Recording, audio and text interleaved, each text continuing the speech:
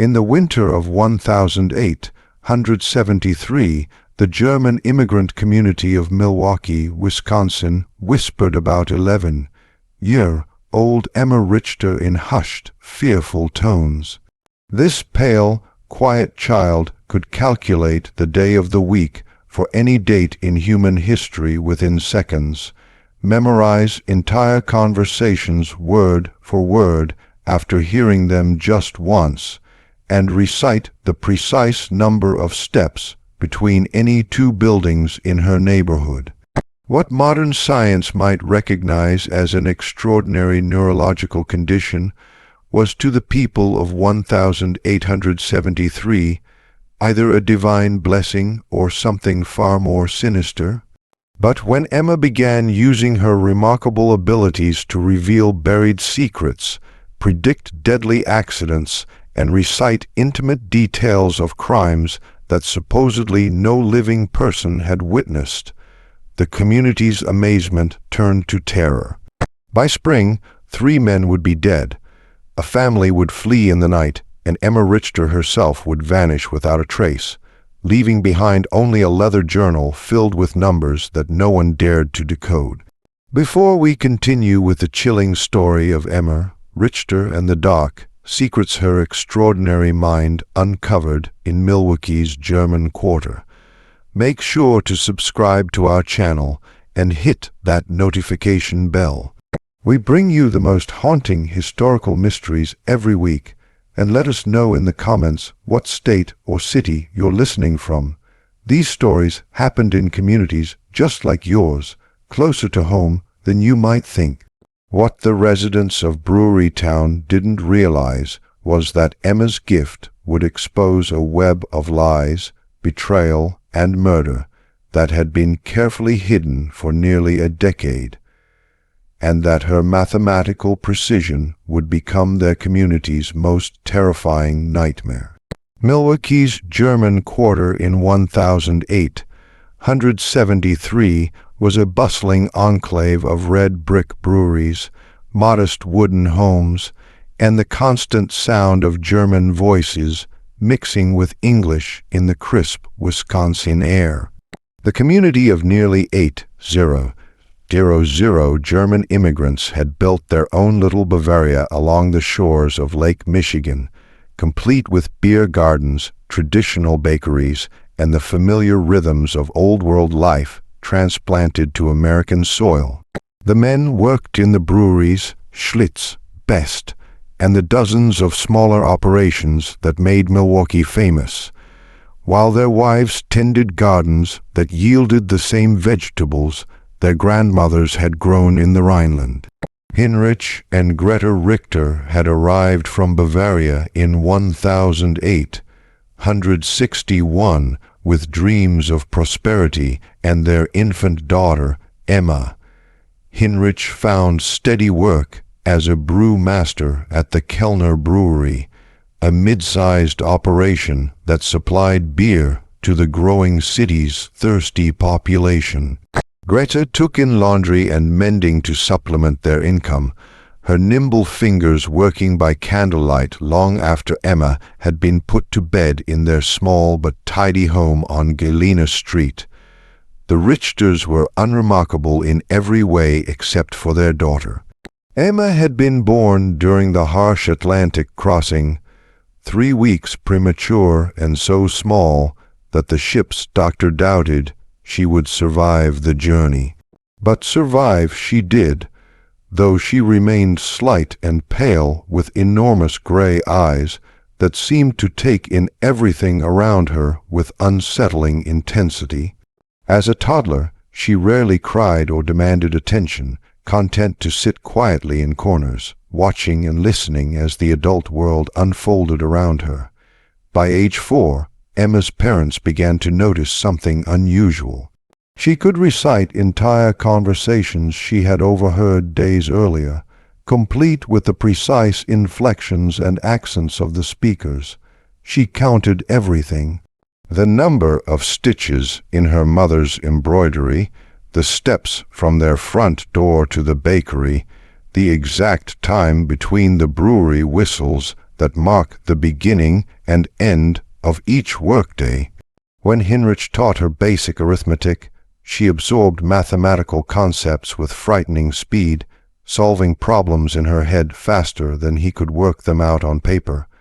The German community initially viewed Emma's abilities with a mixture of pride and unease. Old Mrs. Brennan, who claimed to remember the witch trials in her grandmother's stories, crossed herself whenever Emma's calculating gray eyes fixed on her. But Father Koller, the stout Bavarian priest who served their small Catholic parish, declared Emma's gifts to be a blessing from God, a child chosen to demonstrate divine wisdom in their New World community. The winter of 1872 had been particularly harsh, with temperatures dropping so low that Lake Michigan froze solid for the first time in a generation. The brewery workers huddled around coal stoves, their breath visible even indoors, while their wives struggled to keep their families warm and fed through the long, bitter months. It was during this isolated winter that Emma's abilities began to take on a darker character, though no one yet understood what was coming. Emma had developed the habit of sitting by the small window in their kitchen, watching the neighbors go about their daily routines with the same intense focus she applied to mathematical problems.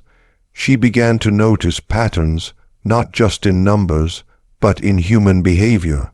Mr. Kruger always walked to the brewery by the same route, taking exactly 247 steps, except on Wednesdays when he took a different path that required 284 steps. Mrs. Fisher hung her laundry in a specific sequence, but when her husband worked late at the mill, she changed the order completely. These observations might have been dismissed as the quirks of an unusual child, except that Emma began to vocalize her findings in ways that made the adults increasingly uncomfortable. The transformation from curiosity to dread began on a gray February morning in 1873. Emma was sitting at the kitchen table, methodically eating her breakfast while her mother prepared her father's lunch pail when she suddenly looked up and announced, "Mr. Dietrich will not come home from the brewery today. He will die at exactly 14 minutes past 2:00. Greta nearly dropped the tin pail she was holding. Emma, mind God, what a terrible thing to say. Why would you think such a thing? Emma's gray eyes remained fixed on her mother's face with that unsettling intensity. He has been drinking from the small brown bottle for 17 days. Yesterday, he drank 3 times more than usual. His steps were uneven, 251 instead of his normal 244. When people change their patterns by more than 10%, something significant happens within 72 hours. Mr. Dietrich's pattern changed by 12%. The calculation is simple. Heinrich, who had been putting on his heavy wool coat, stopped and stared at his daughter. Jon Dietrich was indeed a drinker, but no more than half the men in the German quarter. The idea that Emma had been counting his steps and tracking his drinking habits was disturbing enough, but her calm mathematical certainty about his death sent a chill through both parents that had nothing to do with the Wisconsin winter. "You must not say such things, Emma," Heinrich said firmly. "It's not proper for a child to speak of death." Emma simply nodded and returned to her breakfast, but her parents exchanged worried glances over her bent head. They had grown accustomed to their daughter's unusual observations, but this felt different, darker, and more specific than her typical mathematical pronouncements. At precisely 14 minutes past 2 that afternoon, Jan Dietrich collapsed in the brewery's malt room. The official cause of death was heart failure brought on by what doctor? Murr determined to be chronic alcohol poisoning. The brewery workers who found him noted that he had been acting strangely for weeks, drinking more heavily than usual and showing signs of severe anxiety. But what truly unsettled them was the timing. Emma Richter's prediction had been accurate to the minute. Word of Emma's grim prophecy spread through the German quarter like smoke from a chimney fire. Some dismissed it as coincidence, but others remembered the pale girl with the calculating eyes and began to wonder what else she might have observed during her silent vigils at the kitchen window. The Richter family found themselves the subject of whispered conversations and sideways glances when they walked to church or visited the market. Father Koller, who had previously praised Emma's gifts as divine, now seemed less certain. When Hinrich approached him after Sunday Mass, seeking guidance about his daughter's disturbing prediction, the priest's jovial demeanor had been replaced by something approaching concern. "Hinrich, my friend," Father Koller said, his Bavarian accent thick with worry. Perhaps it would be best if young Emma spent less time watching the neighbors and more time with her prayers. The Lord gives us gifts, yes, but sometimes the devil can twist even the most innocent abilities toward darker purposes. This suggestion troubled Hinrich deeply. He had always been a practical man, more concerned with the science of brewing than the mysteries of faith. But even he could not dismiss the unsettling accuracy of Emma's prediction. That evening he sat his daughter down for a serious conversation. "Emma, you must tell me the truth.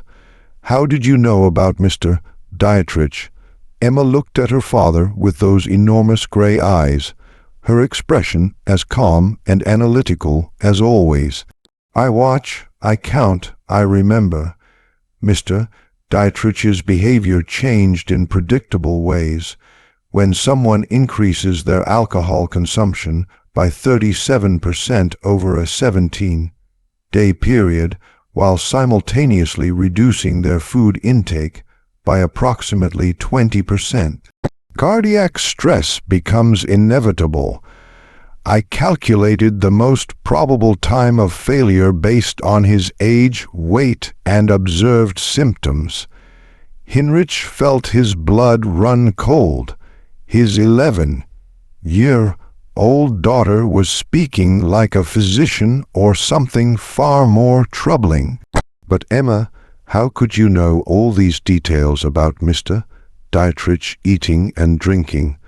I observe everything, Papa, every day, every person, every pattern."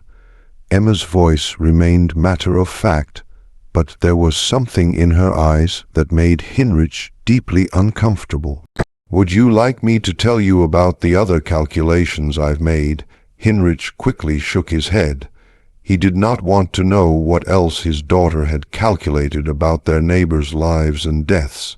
But as he tucked Emma into bed that night, he couldn't shake the feeling that his family was standing at the edge of something much darker than a simple mathematical curiosity. The February snow continued to fall outside their small house, muffling the sounds of the German quarter, and creating an insulated world where secrets could be hidden and observations could be made without detection. Emma lay quietly in her narrow bed, her mathematical mind processing the day's data and calculating probabilities that no 11-year-old should be able to comprehend, and certainly no 11-year-old should want to know. In the weeks following Jan Dietrich's death, the atmosphere in Milwaukee's German quarter shifted like the wind off Lake Michigan. Emma continued her daily observations. But now her parents watched her with growing unease as she sat by the kitchen window, her gray eyes tracking the movements of their neighbors with mechanical precision. The child, who had once been their pride, had become a source of deep, knowing worry. The brewing community was tight, knit by necessity. The men relied on each other for work, their wives for companionship during the long winters, and their children played together in the narrow streets between the red brick buildings. But Emma had never quite fit into this social fabric. While other children played games and told stories, she preferred to sit alone, counting and calculating and watching the world around her with that unsettling intensity. Greta began to notice that Emma's observations were becoming more detailed and more disturbing. The child would mention casually that Mrs. Weber had been meeting secretly with Mr. Kellner behind the brewery on Tuesday afternoons for 6 weeks, or that the Schneider family had been burying something in their back garden every Sunday after church. When Greta asked how Emma could possibly know such things, the girl would simply explain that she had observed the patterns and calculated the probabilities. People think they are being secret, Emma said one March morning as she methodically buttered her bread. But they follow patterns just like numbers. Mrs.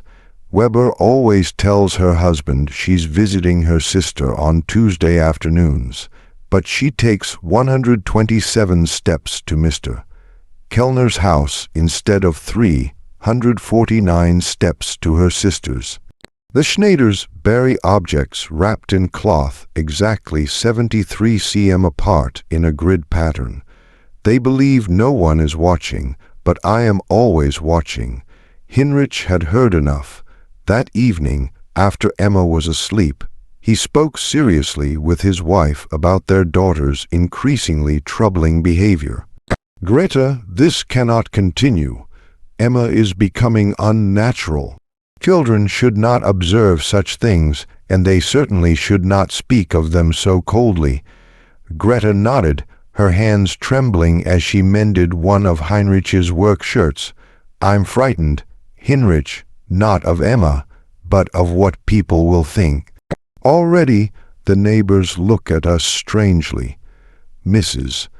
Brennan crossed the street yesterday when she saw me coming, and Father Collar, he has not visited us since Jan's death." Their fears proved justified when 3 days later, Emma made another of her mathematical announcements.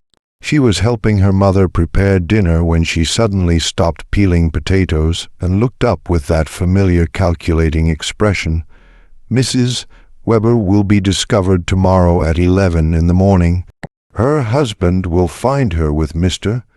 Kellner in the brewery office. There will be violence." Grete dropped her paring knife. "Emma 9, you must not say such things." But Emma continued with the same mathematical certainty she applied to her arithmetic lessons.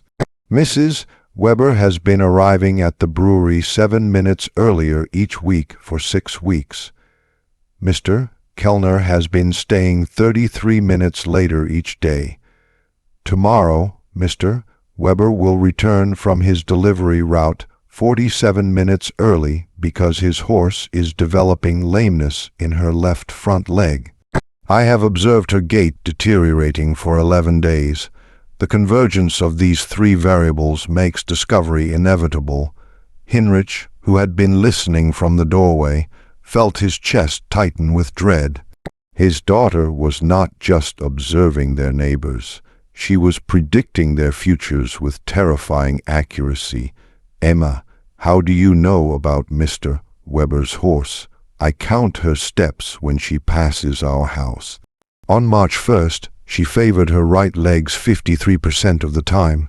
Today it was 68%. Tomorrow, the lameness will be severe enough to slow the delivery route by 47 minutes, causing Mr. Weber to return early. The next day unfolded exactly as Emma had calculated. Wilhelm V. Burr discovered his wife Anna in a compromising position with brewery owner Ernst Kellner. The confrontation that followed left Kellner with a broken nose and 3 cracked ribs. while Anna was beaten so severely that Dr. Mueller had to be summoned.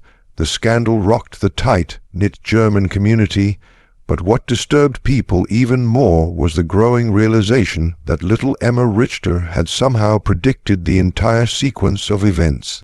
Word spread quickly through the neighborhood. The pale girl with the mathematical mind had not only predicted Jon Dietrich's death, but had also foreseen the V. Burr-Kellner scandal with unsettling precision. People began to whisper about the strange child who sat at her window, watching and calculating and somehow knowing things that no child should know. The Richter family found themselves increasingly isolated. Former friends avoided them at church. Children were forbidden from playing near their house, and even the shopkeepers in the German quarter began to treat them with barely concealed suspicion. Heinrich's position at the brewery became tenuous. His fellow workers viewed him with unease, and Ernst Kellner, still recovering from his beating, made it clear that the Richter family was no longer welcome at company social events. But Emma seemed oblivious to the growing hostility around her. She continued her daily observations, her mathematical mind processing data and calculating probabilities with mechanical precision. She began keeping a leather journal, filling its pages with numbers, dates, and observations that her parents dared not read. The sight of their 11-year-old daughter bent over her calculations, writing in neat columns of figures, filled them with a dread they could not name. As winter gave way to spring, the isolation deepened. The German quarter that had once felt like home now seemed hostile and threatening. Heinrich began to consider the unthinkable, leaving Milwaukee, abandoning the life they had built, and starting over somewhere far from the whispers and the fear and the terrible accuracy of their daughter's predictions. But Emma was not finished with her calculations. The worst was yet to come, and her mathematical mind had already begun processing the data that would lead to the darkest secrets of all. As April arrived in Milwaukee, bringing with it the first tentative warmth after the brutal winter, Emma's journal grew thicker with her precise notations. The leather-bound book had become her constant companion, and she filled its pages with increasingly complex calculations that went far beyond simple mathematics. Her parents caught glimpses of charts tracking human behavior patterns, tables of numerical sequences they couldn't understand, and detailed maps of the German quarter marked with symbols and measurements. The community's fear of Emma had begun to manifest in more concrete ways. Children were forbidden from walking past the Richter house. Shopkeepers served the family quickly and without conversation, and even Father Koller had begun limiting his interactions with them to formal church services. But Emma's isolation only seemed to sharpen her observational skills, as if the removal of normal social distractions allowed her unusual mind to focus more intently on the mathematical patterns she perceived in human behavior. Dr. Friedrich Mueller, the community's physician, had grown increasingly curious about Emma's abilities. Unlike the superstitious whispers of the neighbors, Dr. Muller approached the situation with scientific interest. He had studied medicine in Berlin before immigrating to America and had encountered cases of unusual mental capabilities in his practice. When Heinrich Richter approached him privately, seeking medical advice about his daughter's condition, Dr. Mueller agreed to examine Emma. The examination took place on a rainy Thursday morning in Dr. Miller's office, above the pharmacy on Water Street. Emma submitted to the doctor's questions and tests with the same mathematical precision she applied to everything else, answering each inquiry with detailed accuracy, while her gray eyes remained fixed on some invisible calculation. "Emma," Dr. Mhler said in his accented English, "your father tells me you can predict when certain events will happen. Can you explain to me how you do this?" Emma looked at the doctor with that unsettling intensity. "I observe patterns and calculate probabilities based on established behavioral data. People believe their actions are random, but they follow mathematical sequences. When I have sufficient data points, I can predict future behavior with high accuracy." Dr. Mueller leaned forward, intrigued despite himself. "Can you give me an example?" Emma consulted her journal, flipping through pages of neat numerical notations. "Mrs. Brennan believes she is keeping a secret, but her pattern is quite obvious. Every Tuesday and Friday for 8 weeks, she has walked to the church at exactly 3:15 in the afternoon.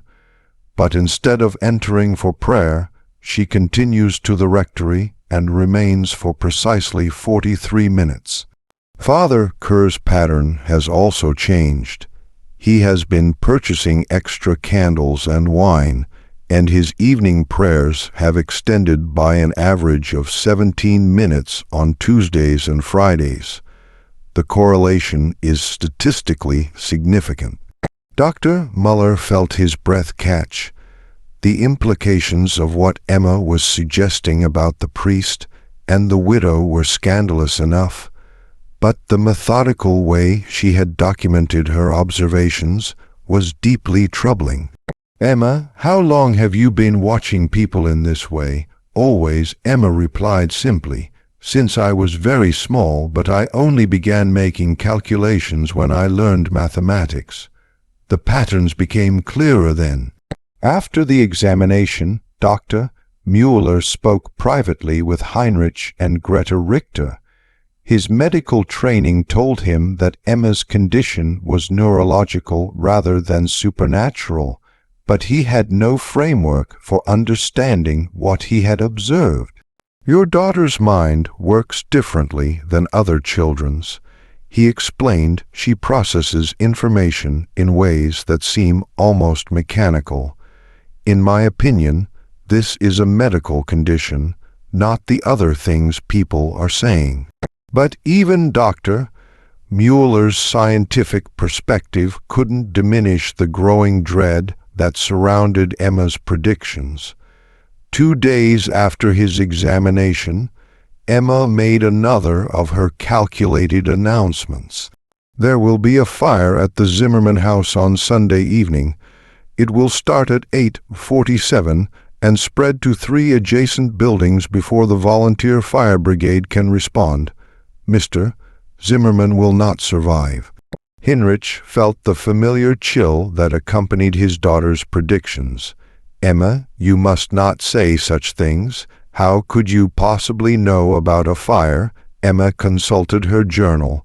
"Mr. Zimmerman has been drinking lamp oil mixed with whiskey for 12 days. I observed him purchasing both items in quantities that exceed normal household use. His wife left for Chicago to visit her sister yesterday, which follows the pattern of wives leaving before significant domestic incidents occur. The chimney on their house has structural damage that I calculated based on the angle of smoke emission and the pattern of soot deposits. The probability of fire is 93%. Greta began to weep softly. The clinical way Emma discussed potential tragedy, as if human suffering were simply another mathematical problem to be solved, frightened her more than any supernatural explanation would have. This was her child, but she no longer recognized the cold precision in Emma's voice or the mechanical way she processed human pain. Heinrich made a decision that would haunt him for the rest of his life. He decided to warn Franz Zimmerman about Emma's prediction, hoping that preventive action might save a life and perhaps demonstrate that his daughter's calculations could be used for good rather than simply predicting disaster. He found Zimmerman at the brewery Saturday evening, stumbling drunken, reeking of the lamp oil Emma had mentioned. Heinrich's warning was met with belligerent laughter and crude jokes about the devil child who thinks she knows everything. But something in Heinrich, his desperation, must have penetrated Zimmerman's alcoholic haze, because he promised to be extra careful with the lamps. Sunday evening arrived with unseasonable warmth and a dry wind from the west. At exactly 8:47, flames erupted from the Zimmerman house. The fire spread with terrifying speed, consuming not just the original building, but 3 adjacent homes before the volunteer fire brigade could mount an effective response. Brand Zimmerman's body was found in his kitchen, where he had apparently fallen while trying to extinguish flames that had spread far beyond his ability to control. The accuracy of Emma's prediction down to the exact minute sent shock waves through the German quarter. Heinrich's attempt to warn Zimmerman had been witnessed by several brewery workers, and word spread quickly that Emma had predicted not just the fire, but its precise timing and consequences. The community's unease transformed into open fear, and the Arthur family found themselves completely ostracized. But for Emma, the fire was simply another day, a point to be recorded in her journal. She noted the correlation between her prediction and the actual event, made adjustments to her calculations based on the observed variables, and began processing new patterns with the same mechanical precision that had made her prediction possible in the first place. The worst part was that she was not finished calculating. The days following the Zimmerman fire transformed the German quarter into a place of whispered fears and sideways glances. Emma's prediction had been too precise, too detailed, and too accurate to be dismissed as coincidence. 3 families, the Brauns, the Kohles, and the Steiners, had lost their homes in the blaze, and the community was struggling to house the displaced families while trying to process the unsettling reality of Emma's mathematical prophecies. Heinrich found his position at the brewery had become untenable. His fellow workers avoided him. Conversations stopped when he entered a room and Ernst Kellner, still bearing the marks of Wilhelm Weber's attack, made it clear that the Richter family's presence was no longer welcome in any brewery social functions. The mathematical precision of Emma's predictions had transformed their daughter from a curiosity into something the community feared to name. Emma herself seemed unaware of the growing hostility around her. She continued her daily observations, filling page after page of her leather journal with calculations that grew increasingly complex and disturbing. She had begun creating what appeared to be probability matrices, tracking multiple variables simultaneously and generating predictions that extended weeks into the future. Greta found herself afraid to look at her daughter's journal, terrified of what calculations Emma might be making about their own family or neighbors. The child who had once been her greatest joy had become a source of constant anxiety. Emma's matter-of-fact discussions of human tragedy, her clinical observations about people's most private behaviors, and her mechanical processing of information that should have evoked emotional responses, all contributed to a growing sense that something fundamental had been lost or damaged in her daughter's mind. The breaking point came on a Tuesday morning in late April. Emma was sitting at her usual place by the kitchen window, watching the street activity with her characteristic intensity, when she suddenly looked up at her mother with those calculating gray eyes. "Mama, there is something wrong with the pattern today." Greta, who was preparing bread for baking, felt her hands begin to tremble. "What do you mean, Emma?" Emma consulted her journal, flipping through pages of numerical notations with practice deficiency. Every Tuesday for 11 weeks, Mrs. Brennan has walked to the rectory at exactly 3:15. But today she left her house at 2:47 and walked toward the river instead. Her behavior indicates significant distress. Her step length decreased by 12% and her breathing pattern was irregular. This suggests she is planning something final, the clinical way Emma discussed Mrs. Brennan's apparent suicidal intentions filled Greta with horror. "Emma, you must not speak of such things. Mrs. Brennan is a good woman. She would never. The mathematical probability is 87%. Emma interrupted with the same tone she might use to discuss the weather. People who dramatically alter established behavioral patterns while displaying physical signs of distress typically execute irreversible decisions within 4 hours of the pattern change. Mrs. Brennan's pattern changed 43 minutes ago. Greta felt the world tilting around her. The realization that her 11-year-old daughter was calmly predicting a neighbor's suicide with mathematical precision was more than she could bear. She dropped her bread dough and ran to find Hinrich, who was in their small garden behind the house, trying to find some normalcy in the simple act of preparing soil for spring planting. "Hinrich, you must come quickly. Emma says Mrs. Brennan is going to harm herself. We must do something." Hinrich looked at his wife's terrified face and felt the familiar dread that had become their constant companion. They found Emma still sitting by the window, making additional notations in her journal, as if recording a scientific observation rather than predicting a human tragedy. "Emma, tell me exactly what you observed about Mrs. Brennan." Emma looked up from her calculations. She deviated from her established Tuesday pattern by 28 minutes. Her physical indicators suggested severe emotional distress. Based on historical data about behavioral pattern disruption, the probability of self-harm is 87%, with peak likelihood occurring between 5 and 7 this evening. Hinrich made a decision that revealed both his desperation and his growing acceptance of Emma's abilities. He left the house immediately and went searching for Margaret Brennan, following the route toward the river that Emma had indicated. He found the elderly widow standing on the dock where the fishing boats tied up, staring into the dark water with an expression of profound despair. "Mrs. Brennan," Hinrich called softly, approaching carefully so as not to startle her. "Are you all right?" The elderly woman turned toward him, her eyes red with tears. "Hinrich, what are you doing here?"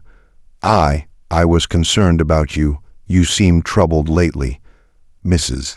Brennan's face crumpled. "I cannot bear it any more, Hinrich. The shame, the whispers, the knowledge that everyone knows about my weakness. Father Collar says it is sin, but I cannot help what I feel for him. Better to end it than to live with this disgrace." Hinrich realized with growing horror that Emma's observations about Mrs. Brennan and Father Collar had been accurate, and that the elderly woman was indeed contemplating suicide rather than face the scandal. He spent the next 2 hours talking Margaret Brennan away from the river, convincing her that shame was not worth dying for and that the community judgment would eventually fade. When he returned home that evening, he found Emma making final notations in her journal. Mrs. Brennan did not follow through with her plan. She observed clinically. The intervention changed the probability calculation.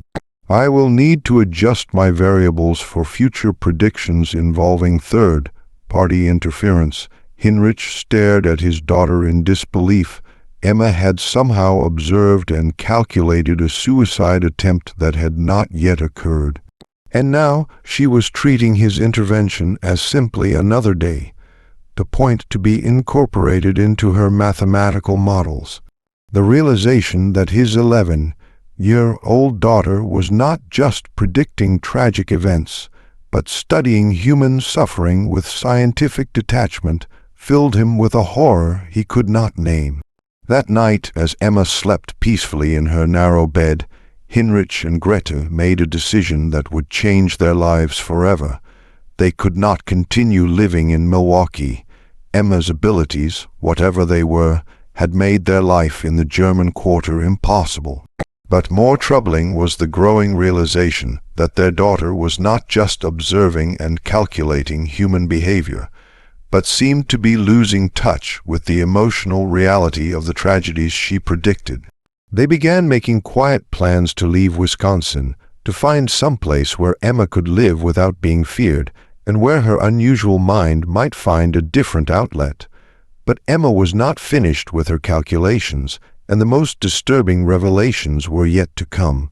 As Heinrich lay awake that night, listening to the sounds of the German quarter settling into sleep, he could not shake the feeling that his daughter's mathematical mind had uncovered secrets that went far deeper than adultery and suicide attempts.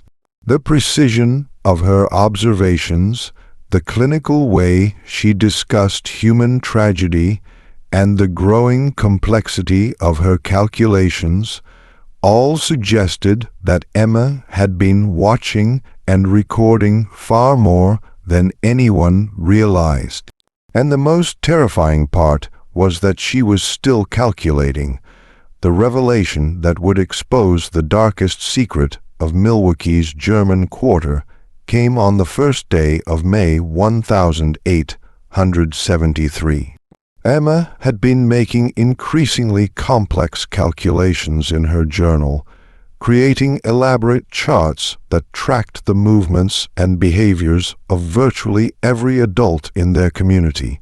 Her parents had begun packing their belongings in preparation for leaving Wisconsin, hoping to escape before Emma's next prediction could destroy more lives. But that morning, as spring sunlight streamed through their kitchen window, Emma made an announcement that would shake the very foundations of their community. "Papa," she said, looking up from her journal with those calculating gray eyes, "I need to show you something important. My calculations have revealed a pattern that explains everything." Heinrich, who had been dreading this moment for weeks, reluctantly sat down across from his daughter. Emma opened her journal to a section filled with detailed charts, maps, and numerical sequences that looked more like the work of a trained investigator than an 11-year-old child. "For 26 months, I have been observing and recording the behavior patterns of 43 adults in our community." Emma began with her characteristic clinical precision. "Initially, I believed the patterns were random variations, but when I analyzed the data systematically, I discovered correlations that indicate organized criminal activity." Heinrich felt his blood run cold. "Emma, what are you saying?" Emma consulted her charts with the methodical precision of a mathematics professor. 7 men in our community have been meeting secretly every Wednesday at midnight in the basement of Kellner's Brewery. I calculated their movement patterns based on observed deviations from normal behavior, timing inconsistencies in their stated activities, and physical evidence of their gatherings. She pointed to a detailed map of the German quarter marked with symbols and measurements. "Mr. Steinberg tells his wife he works late on Wednesday nights, but he leaves the mill at exactly the same time as the other 6 men, and walks to the brewery using a route that avoids the main streets. The pattern has been consistent for 26 months, with only 3 exceptions that correlated with illness or family emergencies." Heinrich stared at the map, recognizing the names Emma had marked. "Wilhelm V. Burr, Franz Kellner, Ernst's brother, Hans Zimmermann, Franz's cousin, Otto Steinberg, Klaus Brennan, Margaret's deceased husband until 3 months ago, Gustav Wolf and Hermann Kruger. Emma, how could you possibly know about secret meetings? I observe everything, Papa, every night, every movement, every deviation from established patterns. Emma turned to another page filled with numerical calculations. But the meetings are not the most significant discovery. My calculations indicate these 7 men have been involved in systematic theft from the brewery operations with estimated losses of approximately $47,000 over 26 months. Heinrich's hands began to tremble. The sum Emma mentioned represented more money than most families in the German quarter would see in a lifetime. How could you calculate such a thing? Emma's explanation was delivered with the same mathematical precision she applied to all her observations. I noticed discrepancies between the reported beer production figures and the actual output I calculated based on observed deliveries, ingredients purchased, and waste disposal patterns. The difference indicated systematic theft, but I needed to identify the perpetrators. She pointed to detailed charts tracking the behavior patterns of the 7 men. These individuals all showed consistent patterns of increased spending that did not correlate with their reported incomes. Mr. Weber purchased new furniture worth approximately $300. Mr. Steinberg sent money to relatives in Germany. I observed him at the post office 12 times with packages too large for normal correspondence. The pattern was consistent across all 7 men. Heinrich realized he was looking at evidence of a criminal conspiracy that his 11-year-old daughter had uncovered through her obsessive observations and mathematical analysis. But Emma was not finished with her revelations. The theft operation required inside knowledge of brewery security and access to the financial records. Emma continued, my calculations indicated the involvement of someone in management. The patterns pointed to Ernst Kellner himself as the organizer of the theft ring. The final piece of Emma's revelation hit Heinrich like a physical blow. Ernst Kellner, the brewery owner who had been gradually freezing them out of the community, was allegedly the mastermind of a major theft operation involving 7 men from their neighborhood. The precision of Emma's analysis, the mathematical certainty of her conclusions, and the detailed evidence she had compiled through months of observation, all pointed to a truth that was both incredible and terrifying. Emma, these are very serious accusations. Are you certain of your calculations? Emma consulted her journal one final time. The mathematical probability is 96%. But Papa, there is something else. Something that explains why Mr. Kellner has been trying to isolate our family from the community. Heinrich felt his chest tighten with dread. What do you mean, Mr. Kellner knows that I observe everything. He has been watching me watch him. 3 weeks ago, he approached our house twice at night and stood outside for 17 minutes each time, as if calculating whether I might have discovered his secret. His behavior indicates he suspects I know about the theft operation. The realization that Emma's mathematical abilities had not only uncovered a criminal conspiracy, but had also made her a target filled Heinrich with a terror he had never experienced. His daughter's obsessive observations and calculating mind had revealed secrets that powerful men would kill to protect. Emma closed her journal and looked at her father with those unsettling gray eyes. Papa, my calculations indicate that we are in significant danger. Mr. Kellner and the others cannot allow me to continue making observations. The mathematical probability of them taking action against our family is 84%, with peak likelihood occurring within the next 72 hours. Heinrich understood that Emma's final prediction was not about fire or suicide or adultery, but about their own family's survival. Her mathematical mind had uncovered a truth that made their continued existence in Milwaukee impossible, and the men she had exposed would not hesitate to eliminate the one witness who could destroy them all. That evening, Hinrich made a decision that would save his family's life. Using the detailed evidence Emma had compiled in her journal, he approached Dr. Mueller under cover of darkness and shared Emma's discoveries. The physician, who had already been disturbed by Emma's unusual abilities, was stunned by the mathematical precision of her criminal investigation. Hinrich, if what Emma has calculated is true, we are looking at the largest theft operation in Milwaukee's history. Dr. Mueller whispered as he examined the journal by lamplight in his office.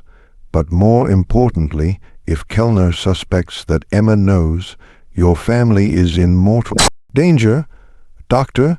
Mueller agreed to help them escape Milwaukee immediately. Using his medical connections, he arranged for Hinrich to receive an emergency job offer at a brewery in distant Minnesota, providing cover for their sudden departure. They would leave that very night before Emma's 72-hour prediction could come to pass. As the Artur family loaded their few belongings into Dr. Muller's wagon under cover of darkness, Emma made one final observation that would haunt Hinrich for the rest of his life. Papa, in approximately 6 months, the theft operation will be discovered through other means. Mr. Kellner will face justice, but 3 of the 7 men will not survive the investigation. The mathematical probabilities are quite clear. Hinrich shuddered as he lifted his daughter into the wagon. Even as they fled for their lives, Emma was calculating the future consequences of the conspiracy she had uncovered. Her prediction would prove accurate in every detail. By winter, a federal investigation would expose the theft ring. Ernst Kellner would be arrested and convicted, and 3 of his accomplices would die under suspicious circumstances that were never fully explained. But on that dark May night in 1873, as their wagon rolled through the sleeping streets of Milwaukee's German Quarter, Hinrich could only think about how his daughter's extraordinary mathematical mind had both saved their lives and destroyed the only home they had ever known in America. The Richter family vanished from Milwaukee in the early hours of May 2, 1873, leaving behind only whispered stories and unanswered questions. Dr. Mueller reported that they had received an emergency family summons back to Bavaria, but the few people who bothered to ask noted that no ship passenger records could be found to confirm their departure from America. What the residents of the German Quarter never learned was that Heinrich, Greta, and Emma Richter had indeed traveled to Minnesota, where Heinrich found work at a small brewery in the town of New Ulm. Dr.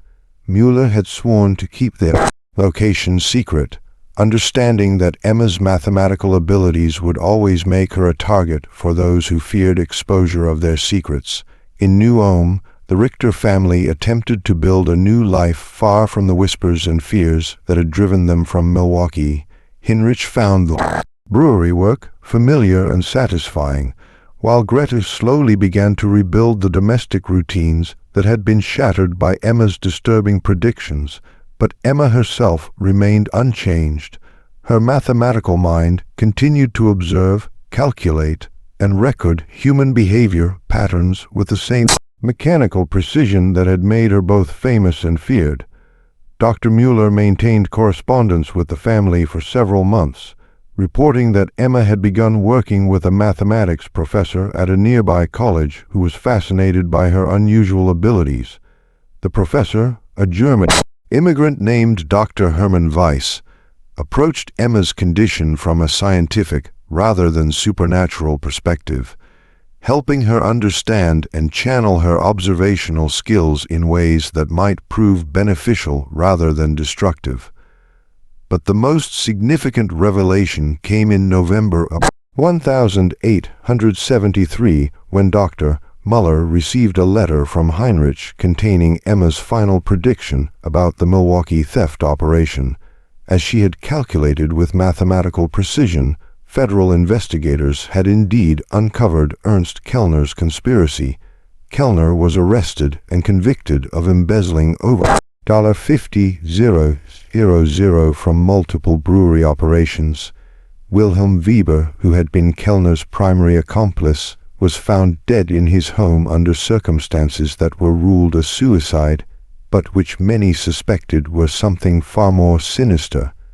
Otto Steinberg and Hermann Kruger also died within weeks of the investigation's conclusion, Steinberg in what appeared to be a drunken accident, and Kruger from what Dr. Muller diagnosed as a sudden heart attack that bore suspicious similarities to the symptoms of certain poisons. Emma's mathematical analysis of the criminal conspiracy had been accurate in every detail, including her prediction that not all of the conspirators would survive the eventual discovery of their crimes. The precision of her calculations, even from hundreds of miles away and months in advance, confirmed what Heinrich had come to understand about his daughter's extraordinary and terrifying abilities. The German quarter of Milwaukee slowly recovered from the scandal and tragedy of 1873.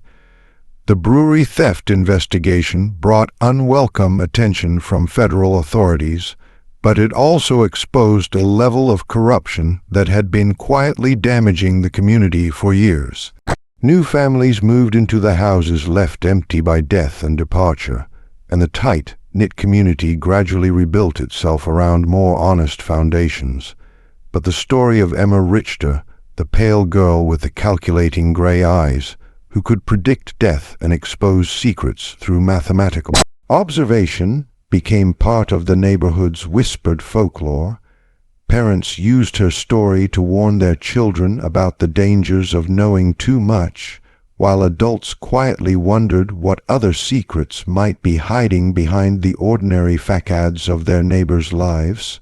Father Koller, who had initially blessed Emma's abilities as divine gifts, later confessed to Dr. Muller that the girl's mathematical predictions had shaken his faith in ways he could not explain. The priest had begun to question whether some knowledge was too dangerous for human minds to possess, and whether Emma's condition represented a blessing or a curse that had been visited upon their community. Just when we thought we'd seen it all, the horror in Milwaukee's German quarter intensifies. If this story is giving you chills, share this video with a friend who loves dark mysteries. Hit that like button to support our content, and don't forget to subscribe to never miss stories like this. Let's discover together what happens next in the most disturbing historical cases America has to offer. Dr. Mueller's final letter to the Art or family was written in the spring of 1874, nearly a year after their departure from Milwaukee. In it, he reported that the German quarter had largely returned to normal, but that Emma's story continued to circulate in whispered conversations among the older residents. He also shared a disturbing development that had emerged during the federal investigation of brewery theft. Government investigators had discovered that Emma's journal, which Heinrich had left with Dr. Muller as evidence, contained mathematical calculations that extended far beyond the immediate criminal conspiracy. Emma had apparently been tracking and analyzing behavioral patterns throughout the entire German immigrant community, creating detailed profiles of dozens of families and predicting future events with remarkable accuracy. The federal investigators, trained in criminal analysis, were both impressed and disturbed by the sophistication of Emma's observational methods. Your daughter's mind works in ways that professional investigators might envy. Dr. Mueller wrote, "But I confess that I am grateful she is far from Milwaukee. The precision of her observations and the mathematical certainty of her predictions represent a kind of knowledge that I fear is too dangerous for any community to possess." The final mention of Emma Richter in any historical record comes from a brief notation in the New Ulm College Mathematics Department records from 1875. Professor Hermann Weiss reported that his special student had demonstrated unprecedented abilities in statistical analysis and behavioral prediction, but that her family had decided to relocate once again for personal reasons. After that entry, Emma Richter disappeared from history as completely as she had vanished from Milwaukee on that dark night in May of 1873. What happened to the girl who could calculate human behavior with mathematical precision remains unknown. Some researchers have theorized that families like the rich possessing children with unusual abilities deliberately maintained their anonymity to protect themselves from both scientific exploitation and community persecution. Emma's story represents one of the few documented cases where such abilities were recorded in sufficient detail to understand their scope and implications.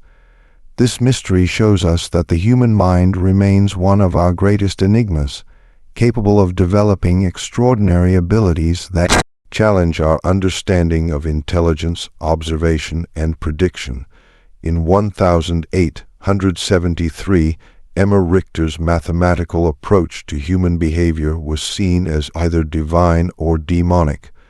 But modern science recognizes that conditions like Sant syndrome, autism spectrum disorders, and hypothermia can indeed create minds that process information in ways that seem almost supernatural to those who don't understand the neurological mechanisms involved.